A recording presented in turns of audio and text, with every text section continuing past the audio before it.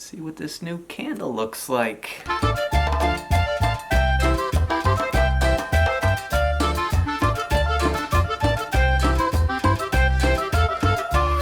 Alright, I'm kind of excited today because I got a new candle mold.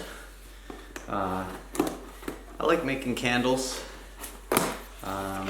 We keep bees, so we use our own beeswax for the candles, and molds for the candles are pretty expensive, so I don't get them very often, but I wanted a new one. We don't have any pillar candle molds, so I got a pillar mold. It's not a huge one, but it's kind of a nice one. I usually get my candle molds at Better Bee, but they didn't have this particular mold in stock, so I ordered from a new place. Haven't gotten anything from them before. Blue Sky Bee Supply is the name of it. The price was, including shipping, right around $40. So candle molds are not cheap.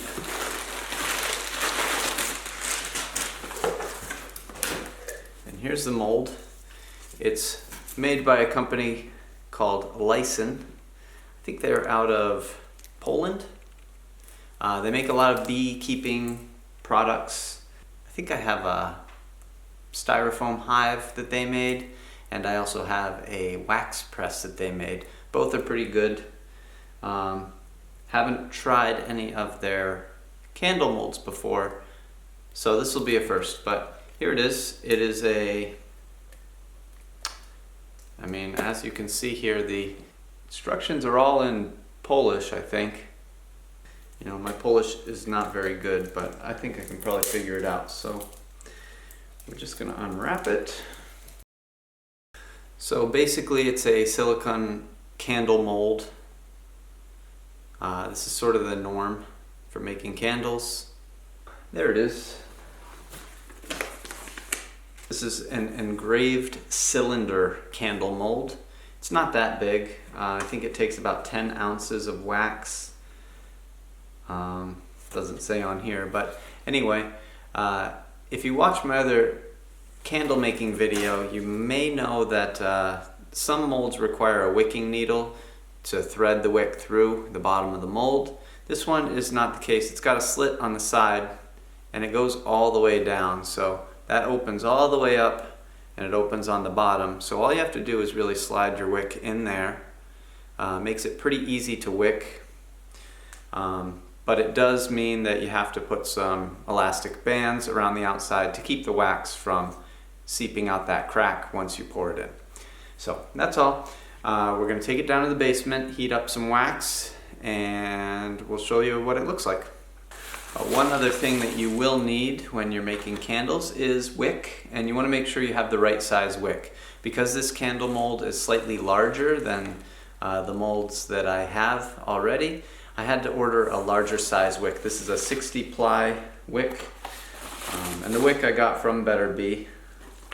I'll put links to Blue Sky Bee Supply and Better Bee website in the description down below.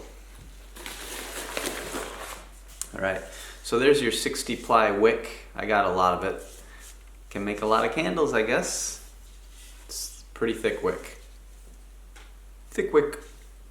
Alright, so here we are down in the basement. The wax I'm going to use today is straight out of our beehives. It did melt in the solar melter, but I chose the yellowest wax I could find. We have a lot of lighter colored wax, but I want this pillar candle to be super yellow, so I'm going to go with this brick here, and if I need some extra, I've got this piece here. Look at that. It's got some impurities in, but those will filter out when we melt it.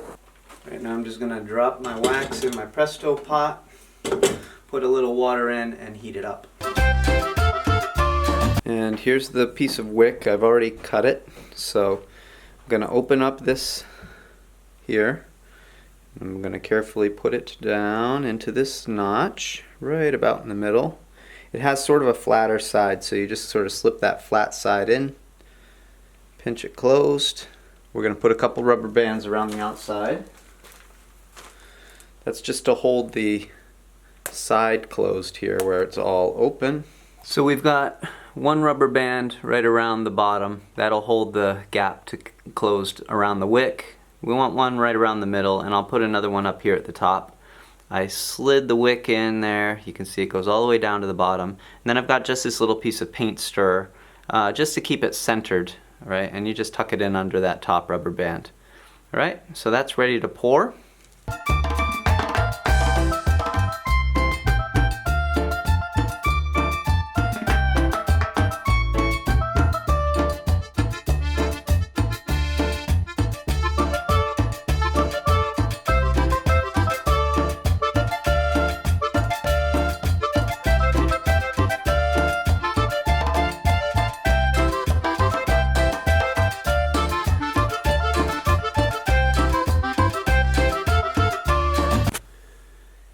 Alright, so here's the first one. This is a beautiful candle. That's why I bought it. But I do have some complaints. The mold is super thin on the outside.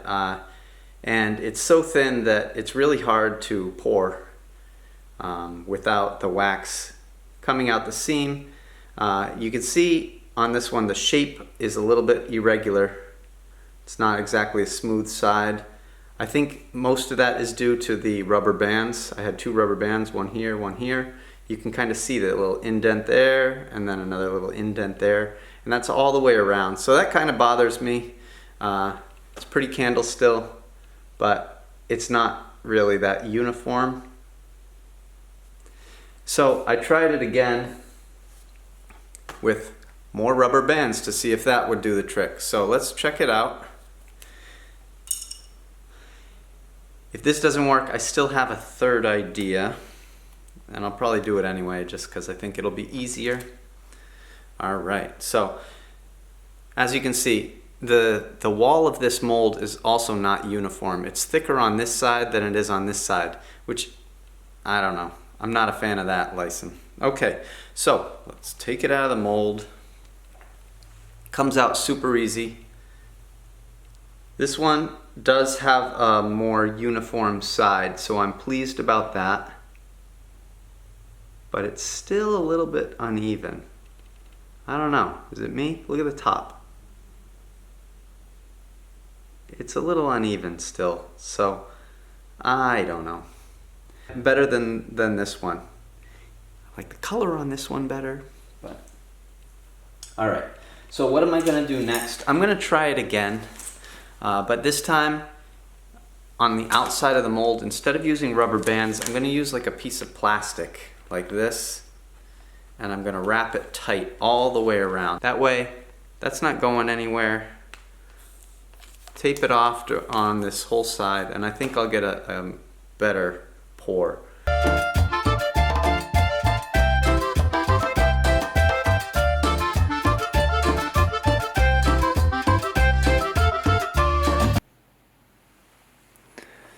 Alright, so here are two additional candles that I made with that plastic sleeve wrapped around it to hold the sides together. It seems to have worked well. The side's pretty even. The top's still a little bit wonky just because I think the mold is a little bit cheap. I think they skimped a little bit on it, but overall it's a nice mold and I really like the design. So I'd recommend it, and it adds to my array of candle molds. Definitely worth it. So happy candle making, everybody.